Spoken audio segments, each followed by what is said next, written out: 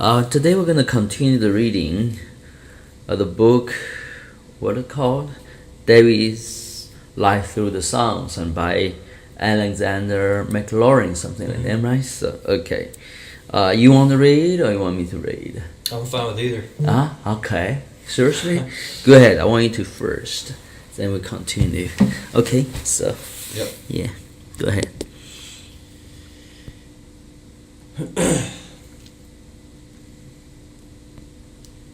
There are many echoes of this period of enmity in the Psalms.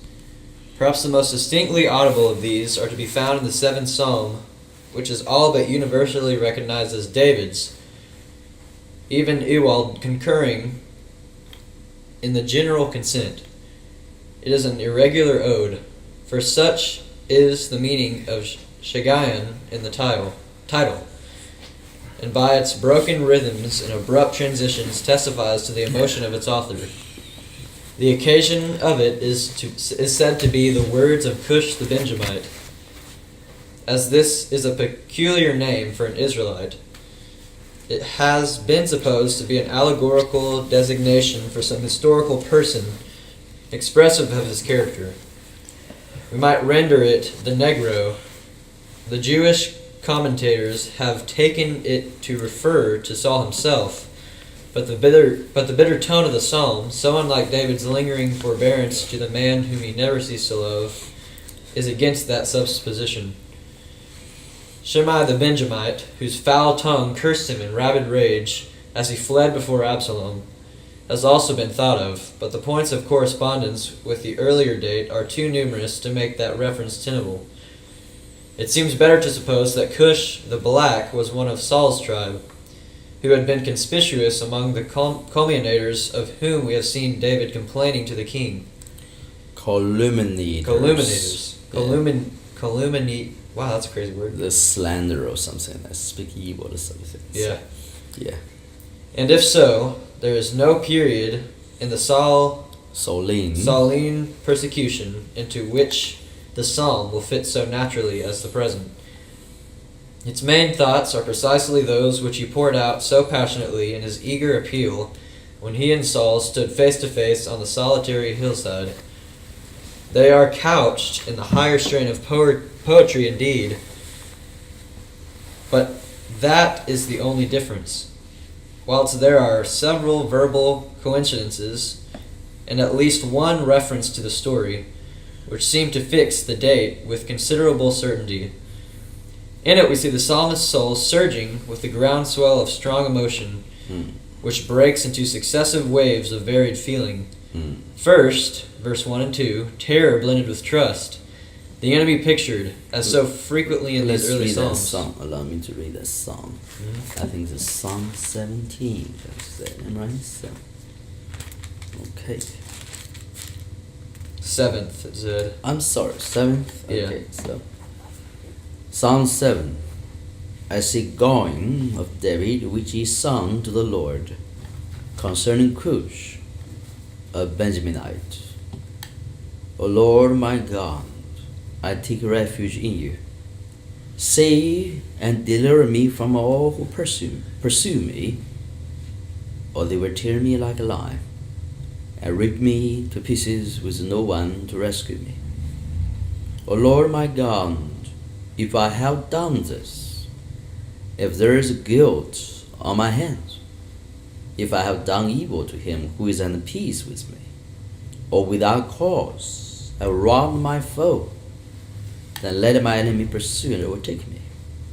Let him trample my life to the ground and make me sleep in the dust. Selah. Arise, O Lord, in your anger. Rise up against the rage of my enemies. Awake, my God, decree justice. Let the assembled peoples gather around you. Roar with them from on high. Let the Lord judge the peoples. Judge me, O Lord, according to my righteousness, according to my integrity, O Most High, O righteous God, who searches minds and the hearts, bring to end the violent hands of the wicked, and make the righteous secure. My shield is God the Most High, who saves the upright in heart. God is a righteous judge, a God who expresses wrath every day. If he does not relent, he will sharpen his sword, he will bend to strengthen his bow. He has prepared deadly weapons. He makes ready his flaming arrows. He who is pregnant with evil and conceives trouble gave birth to disillusionment. He who digs a hole and scoops it out falls into the pit he has made. Remind me of the bad character was in Esther's story of Haman. Yeah. Mm-hmm. The trouble he causes recoils on himself. The violence comes down on his own head.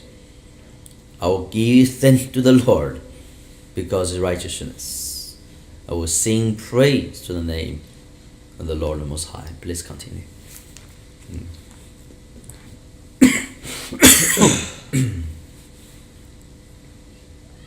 First, verse 1 and 2, terror blended with trust. The enemy pictured, as so frequently in the early Psalms, as a lion who tears the flesh and breaks the bones of his prey, and the refuge in God, described by a graphic word very frequent also in contemporaneous Psalms. Then with a quick turn comes the passionate protestation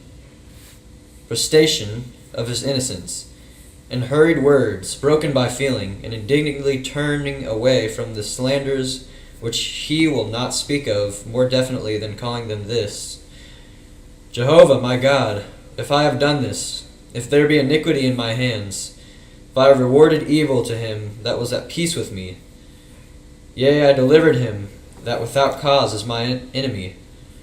May the enemy pursue my soul and capture it, and trample down to the earth my life, and my glory in the dust may he lay. How remarkably all this agrees with his words to Saul: There is neither evil nor transgression in my hand, yet thou huntest my soul to take it.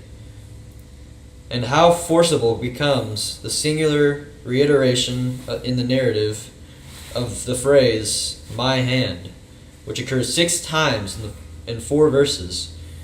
The peculiarly abrupt introduction in verse 4 of the clause, I delivered him that without cause is mine enemy, which completely dislocates the grammatical structure, is best accounted for by supposing that David's mind is still full of the temptation to stain his hands with Saul's blood, and is vividly conscious of the effort which he had had to make to overcome it.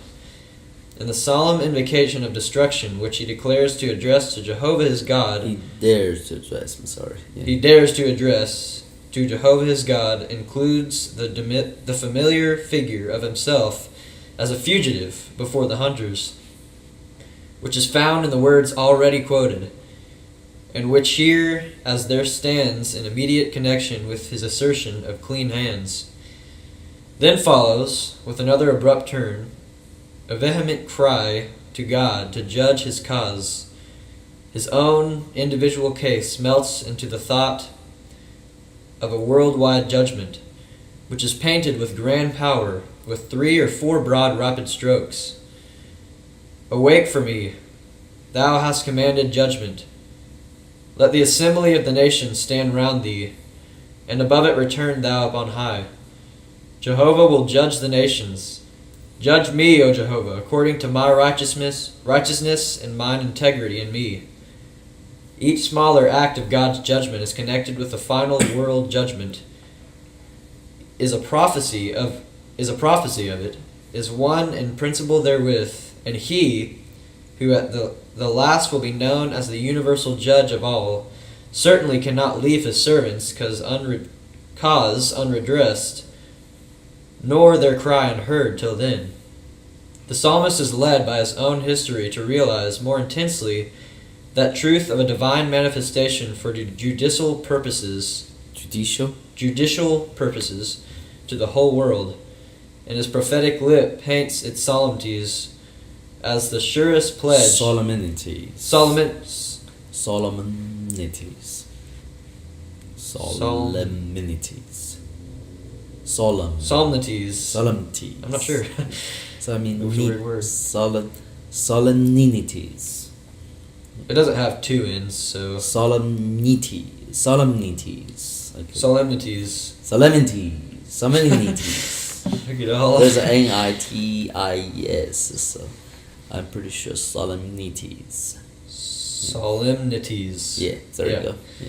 As the surest pledge of his own deliverance. My pronunciation is poor, so don't. Well, listen mine to is too. me, so. That's the good one. Yeah. Mm-hmm. He sees the gathered nations standing hushed before the judge, and the victor God at the close of the solemn act ascending up on high. Pace down. You don't have to read so fast. Okay. Read with understanding, with Mhm. it's good discourse. Go ahead. Where he was before, above the heads of the mighty crowd. In the faith of this vision, and because God will judge the nations, he invokes for himself the anticipation of that final triumph of good over evil, and asks to be dealt with according to his righteousness. Nothing but the most hopeless determination to find difficulties could make a difficulty of such words. David is not speaking of his whole character or life, but of his conduct in one specific matter, namely, in his relation to Saul. The righteous integrity which he calls God to vindicate is not general sinlessness, nor inward conformity with the law of God, but his blamelessness in all his conduct to his gratuitous foe. His prayer that God would judge him is distinctly equivalent to his often repeated cry for deliverance, which should, as by divine arbitration, the legal word as well. So decide the debate between Saul and him. The whole passage in the psalm, with all its lyrical abruptness and lofty imagery, is the expression of the very same thought which we find so prominent in his words to Saul, already quoted, concerning God's judgment between them and delivering David out of Saul's judging hand. between them and delivering David out of Saul's hand. I'm sorry. Yeah. That's right. Mm-hmm. The parallel is instructive, not only as the prose rendering of the poetry in the psalm, explaining it beyond the possibility of misunderstanding, but also as strongly confirmatory of the date which we have assigned to the latter. It is also improbable as to be almost inconceivable that the abrupt, disconnected themes of the psalm should echo so precisely the whole of the arguments used in the remonstrance of the historical books, and should besides present verbal resemblances and historical allusions to these, unless it be of the same period, and therefore an inlet into the mind of the fugitive as he lurked among the rugged cliffs by the fountain of the wild goat. That's equity. Yeah. Go ahead. Mm-hmm. In that aspect, the remainder of the psalm is very striking and significant. We have two main thoughts in it, that of God as punishing evil in this life, and that of the self-destruction inherent in all sin, and these are expressed with such extraordinary energy as to attest at once the profound emotion of the psalmist, and his familiarity with such ideas during his days of persecution. It is noticeable, too, that the language is carefully divested of all personal reference. He has risen to the contemplation of a great law of the divine government, and at that elevation the enemies whose calumnies and cruelties had driven him to God fade into significance. Insignificance. Let me add a comment here. Means in the trying time, which is exile, most devastating time, and trying. You know David's story, am I? Mm-hmm. Meaning a time he was barely delivered from Saul's persecution. So. Yep. And so what happened to him is something happened to him. He was able to think along the lines of personal vindication, more than deliverance. He think about the gods. We administer justice. While he's a foe, and his situation are improved. So God, through a terrible situation, while externally or experientially there's no deliverance, no vindication on his part, But what happened? There's a revelation, God, divine government, am I right? His internal justice. So, if I'm making sense, so, yeah. So that's a major education for David in his kingly character and wisdom than period of time. Go ahead. Yeah. With what magnificent boldness he paints God, the judge, arraying himself in his armor of destruction. Verse 11. God is a righteous judge, and a God who is angry every day. The word angry is not necessarily good translate is anger or wrath, but means that God vindicate or render justice. Am I right? Punish evil, basically that's what it implied. So anger can be an emotional, personal attributes. Am I right? Right. But actually God, he punishes evil. He's not going to relent from dismissing evil or happy with evil. So go ahead. Yeah. If he, the evildoer, turn not, he whets his sword. His bow he has bent and made it ready. And for him he has prepared weapons of death. His arrows he has made blazing darts. Surely there is nothing grander in any poetry than this tremendous image, smitten out with so few strokes of the chisel, and as true as it is grand. The representation applies to the facts of life, of which, as directed by the present providence, and not of any future retribution. Explain to me the word providence, what it means for you in this moment. I don't know. It's kind of a shady word to me. I don't have much understanding of it actually. It kind of seems like a place to me. Yeah, it's a location. It's something has to do with the description of God in the theological vocabulary. So providence always means the sovereign one, the one who arranges everything, the omnipresent one. Okay, so but he also the one orchestrates everything. In this psalm, talking about he's a shield. Yeah. That's word shield. As much as can be translated shield, actually is a sovereign one. It means all encompasses. Okay, so that's the same word when God revealed himself first to Abraham in a dream. Remember, after his encounter with Melchizedek, that is in Genesis 15. So this gives you some idea. Later on, the theologian use the word providence. Yeah. Come to the idea basically talking God as a sovereign God who knows everything. Making sense to you? So, I see some synonyms here of providence. It says God's will, divine intervention, predestination, there you go. Predetermination. Yeah. See? The sovereign one, basically. It's interesting, yeah. Go ahead. Among these facts is a chastisement falling upon obstinate antagonism to God. Modern ways of thinking shrink from such representations, but the whole history of the world teems with confirmation of their truth. Only what David calls the flaming arrows of God, men call the natural consequences of evil. The later revelation of God in Christ brings into greater prominence the disciplinary character of all punishment here, but bates no jot of the intensity with which the earlier revelation grasped the truth of God as a righteous judge in eternal opposition to and aversion from evil. That seems confirm what I just shared with you. Go ahead. With that solemn picture flaming before his inward eye, the prophet psalmist turns to gaze on the evildoer who has to bear the brunt of these weapons of light.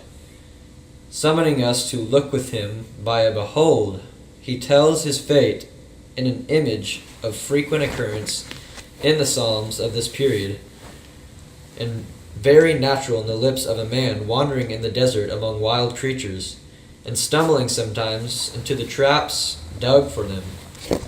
He has dug a hole and hollowed it out, and he falls into the pitfall he is making. The crumbling soil in which he digs makes his footing on the edge more precarious with every spadeful that he throws out. And at last, while he is hard at work, in he tumbles. It is the conviction spoken in the Proverbs of all nations, expressed here by David in a figure drawn from life, the conviction that all sin digs its own grave and is self-destructive. The psalm does not proclaim the yet deeper truth that this automatic action, by which sin sets in motion its own punishment, has a disciplinary purpose, so that the arrows of God wound for healing, and his armor is really girded on for, even while it seems to be against, the sufferer. But it would not be difficult to show that the truth underlies the whole Old Testament doctrine of retribution, and is obvious in many of David's psalms. In the present one, the deliverance of the hunted prey is contemplated as the end of the baffled trapper's fall into his own snare, and beyond that the psalmist's thoughts do not travel. His own safety, the certainty that his appeal to God's judgment will not be in vain, fill his mind, and without following the fate of his enemy further, he closes this song of tumultuous and varied emotion with calm. What the word tumultuous means? I think disorganized and full of trouble, basically Yeah. unsettling. Go ahead. and varied emotion with calm confidence and a vow of thanksgiving for a deliverance which is already as good as accomplished. Verse 17, I will give thanks to Jehovah according to his righteousness, and I will sing the name of Jehovah Most High. We have still another psalm. It's 57? 757? Yeah. Okay. I'm going to read that one as well. Okay, so I want you to read that psalm. So I'm going to read the real text. We change the Okay. role a little bit. Go ahead. So you want me to read 57? Yeah, let me find for you in the book. Yeah. I like to read those psalms because this author really brings the context, the essence of the psalms out, right? So especially concerning David's life. So Right. which is beautiful. Here we go. Oh. Yeah. You can put that down. So.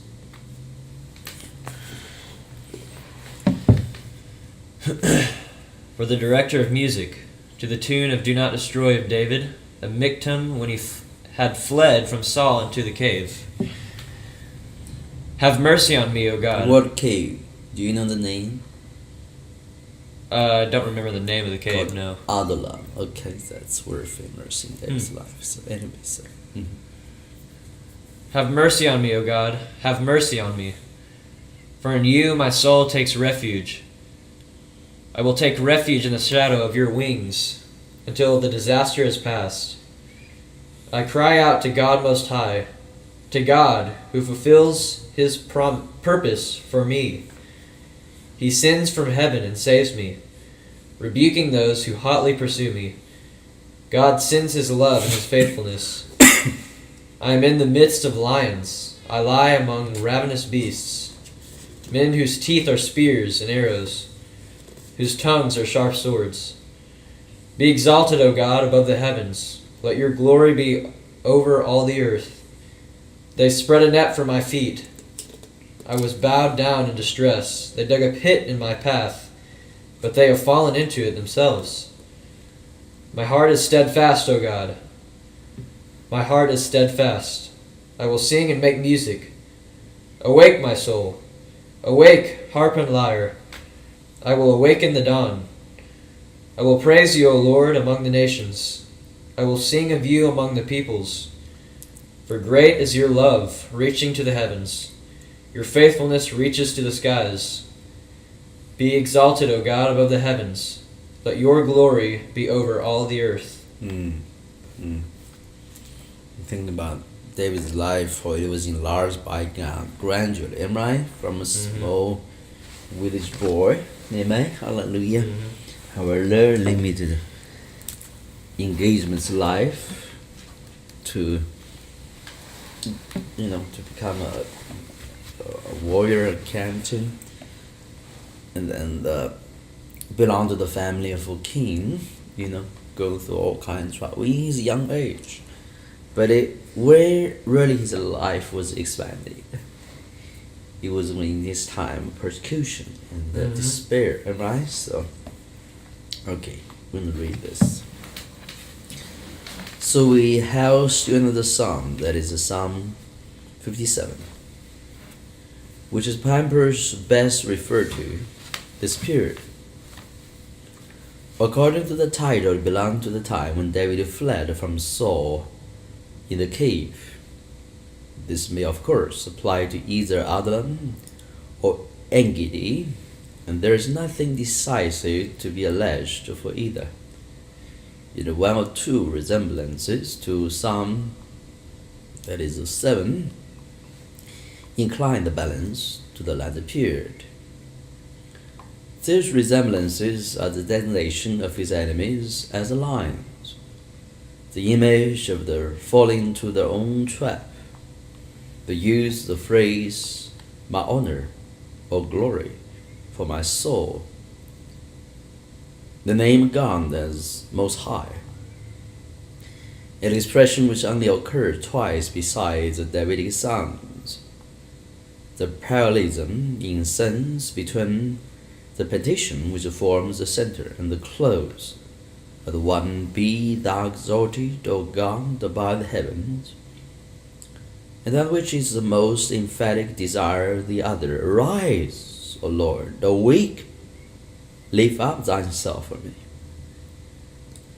Another correspondence not preserved in our English version is the employment in both a rare poetic word which originally means to complete, and this comes naturally to have the secondary significations of to perfect and to put end to.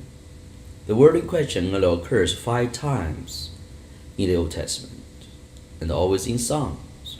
4 of those are in hymns ascribed to David, of which 2 are, I don't know, that's 57:2. The Lord that performeth all things for me. And I always said, fulfills a purpose for me, right? So that is in 57:9. Let the wickedness of the wicked come to an end. They use the same peculiar word in 2 such dissimilar connections seem to show that it was, as we say, running in his head at the time, and is Piper's stronger presumption of the contemporaneousness, that's a long word, of both Psalms than its employment in both with the same application would have been. Characteristic of these early Psalms is the occurrence of a refrain, which in the present instance closes both the portions of which the hymn consists. The former is breathes or breathes. It would just be breathes, I think. Breathed, okay. Prayerful trust, from which it passed to describe the encompassing dangers. The second reverses this order and beginning with the dangers and distress, rises to reign, gladness, and triumph, and though the victory were already won. The psalmist's confidence, cleaving with soul to God, is expressed by the image that may be connected with his circumstances and anxiety. In they, as my soul, taking refuge. The English version is correct as regards the sense, though it obliterates the beautiful metaphor by its rendering trust is. The literal meaning of the verb is to flee to a refuge. Its employment here may be due to the poetic play of the imagination, which likens its secure retreat among the everlasting hills, the safe hiding place which is the spirit found in God, his habitation. A similar analogy appears in the earliest use of the expression, which may have been floating in the psalmist's memory, and which occurs in the ancient Psalm of Moses. The scenario of the 40 years wanderings remarkably colors and ode, and explains the frequent recurrence in it of the name God as the rock. We have false gods too spoken of in it, and the rock in whom thee took refuge, where the metaphor appears in its completeness. Our psalm goes on with words which contain a further allusion to another part of the same venerable hymn, and in the shadow of thy wings will I take refuge, which remind us of the grand image in it of God's care over Israel, and of the eagle bearing her eaglets on her mighty pinions. I think it's pinions. Yeah, Pinions. I'm not Okay. completely sure. And point onwards to the still more wonderful saying in which all that was terrible and stern in the old figure is softened into tenderness, and instead of the fierce affection of the mother eagle, the hen gathering her chicks under her wings becomes the type of the brooding love and more than maternal solitude of God in Christ. Nor can we forget that the only other instance of the figure before David's Psalms is in the ideal.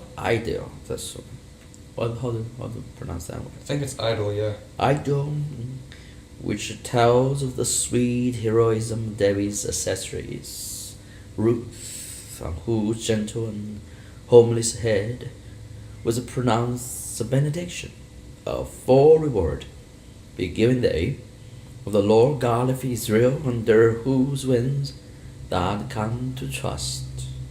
That is in Ruth chapter 2:12. We may perhaps also see in this clause an extension of the simile which unquestionably lies in the verb, and I may think of the strong sides of the cave arching above the fugitive like gigantic pair of wings, beneath which he nestles warm and dry, while the short-lived storms roars among the rocks, a type of that the broad pinion or pining, which is his true defense till threatening evils be overpassed. In the past he has sheltered his soul in God, but no past act of faith can avail for present distresses. It must be perpetually renewed.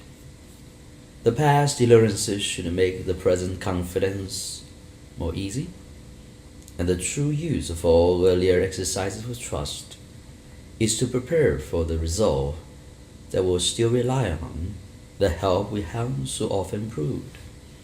I have trusted in thee, should ever be followed by, and in the shadow of thy wings will I trust. The psalmist goes on to fulfill his resolve. He takes refuge by prayer in God, whose absolute elevation above all creatures and circumstances is the ground of his hope, whose faithful might will accomplish its design and complete its servant's lot. I will call to God the Most High, to God who perfects his purpose for me. And then assured hope gleams upon his soul, and though the storm clouds hung low and blank as ever, still touched with light, he will send from heaven and save me. But even while this happy certainty dawns upon him, the contending fears which ever lurk hard by faith reassert their power and burst in, breaking the flow as a sentence which by its harsh construction indicates a sudden eruption of disturbing thoughts. He that would swallow me up reproaches me with this too wordy to cry a pen, plumbed by the word unusual occurrence in the middle of a verse of the Selah, which is probably a musical direction for the accompaniment. A billow of terror breaks over his soul, but its force is soon spent, and the hope about which, for the moment, it has rolled, rises from the broken spray like some pillar light around which the search stands in vain. God shall send forth his mercy and his truth. Those two white-robed messengers who draw nigh to all who call on him. Then follows in broken words a true rendering of which is a matter of considerable doubt, a renewed picture of his danger. For with my soul among lines where I lie down, devourers of the sun's men, their teeth a spear and arrows, and their tongue a sharpened sword. The summary seemed to have broken off. The construction, instead of a finished sentence as began it, to have substituted the first person for the third, which ought to have followed my soul. This fragmentary construction expresses agitation of spirit. It may be a question whether the line in the first clause ought to be regarded as a description of his enemies, who are next spoken of without metaphor, and sons of man who devour, or who breatheth out the fire, and whose words are cutting, the wounding, a spear and the sword.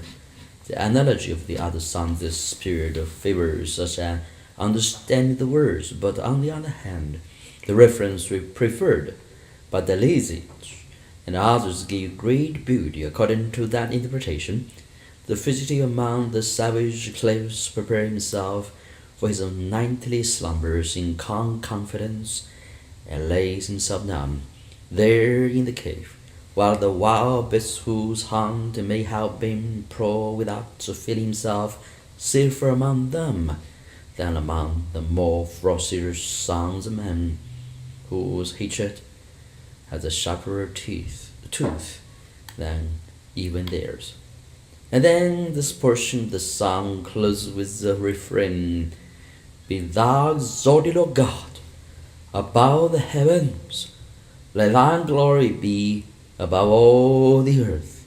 A prayer that God would show forth his power and exalt his name by delivering his servant with lofty conviction that his cause was God's cause, that the divine honor was concerned in his safety, that he was a chosen instrument to make known God's praise over all the world, and one's self-forgetfulness in that even whilst he prays for his own deliverance, he thinks of it rather as the magnifying of God than as it affects himself personally. The second part continues the closing string of the former, and describes the plots its foes in the familiar metaphor of the pit into which they fall themselves. The contemplation of this divine nemesis on evildoers leads up to the grand burst of thanksgiving with which the song closes. 7. Fix is my heart, O God, fix my heart. I will sing and strike the harp. Awake, my glory, awake, psaltery in the heart. Awake the dawn. Probably sing with a musical accompaniment. Two kinds of string instruments. That's notes. Okay, the difference between which is were obscure.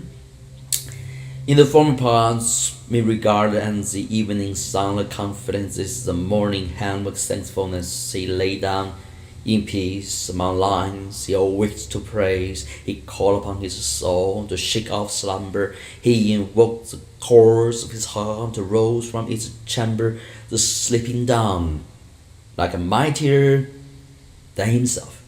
He will rise, a great, well before day, and the clear notes of the rude light, his companion in all his wanderings, will summon the morning to end its silent speech to his praise. But the still loftier thoughts inspire him.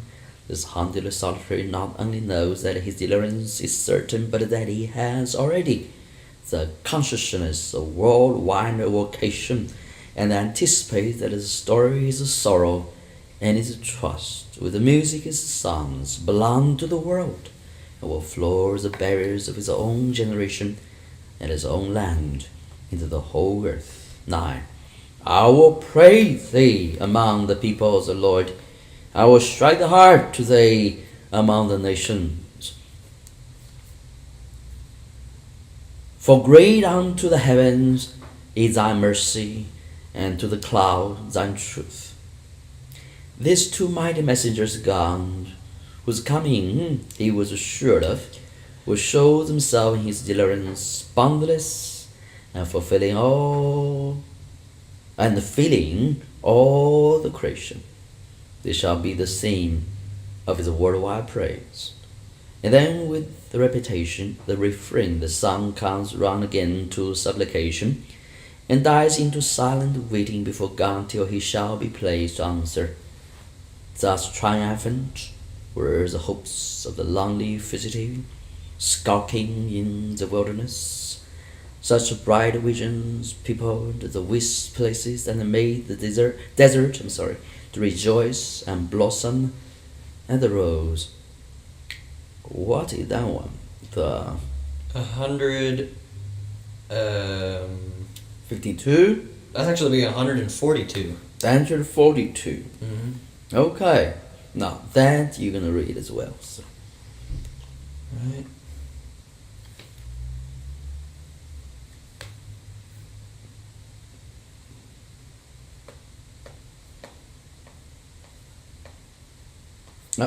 Let me give you my book. Oh, okay. 42. I like this reading. There we go.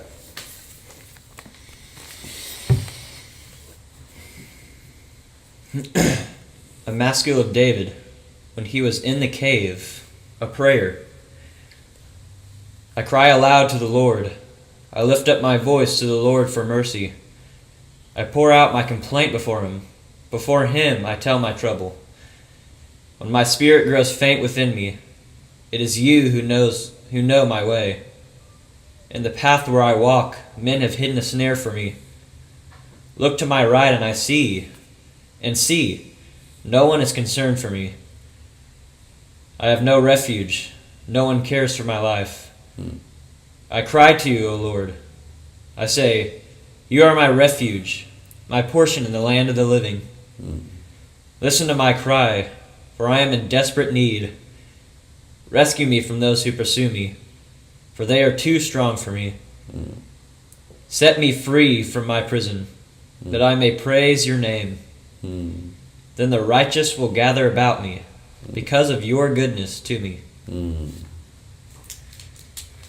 So, thank you. That is Psalm 142. It's also 3. Wait. 42. I'm sorry. Yeah, I'm so sorry. Okay, yeah. It's also, according to the title, one of the key psalms. But considerable doubt attests to the whole group of so-called Davidic compositions, the last book of the Psalter. From their place, that is from Psalm 138 to 144, okay? The last portion. We're supposed to be later and on, okay, to the whole collection. So, from their place and from the fact that there are just 7 of them, as well as in some cases from their style and character, they are more probably later hymns in David's manner. The one in question corresponds in tune with the songs which we have been considering. It breathes the same profound consciousness of desolation and loneliness. My spirit is darkened within me. Refuge fills me. No man cares for my soul. glows with the same ardor of personal trust in and love to God, which spring from his word loneliness and helplessness. I cry unto thee, O Jehovah. I say, thou art my refuge and my portion in the land of the living. You triumph with the same confidence and with the same conviction that his deliverance concerns all the righteous. They shall crown themselves in me, for thou hast dealt bountifully with me. For such would appear to be the true meaning of the word rendered in our version, compass me about. The idea being that the mercy God to the psalmist will become a source of a festal gladness to all his servants, who would bind the story God's bounty to him upon the brows like a coronal for the banquet. With that, wow, we still have another portion of exile, okay? So, but with that, we pray for us, we wrap it up. So.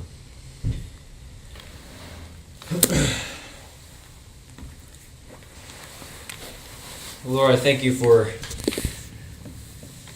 your gift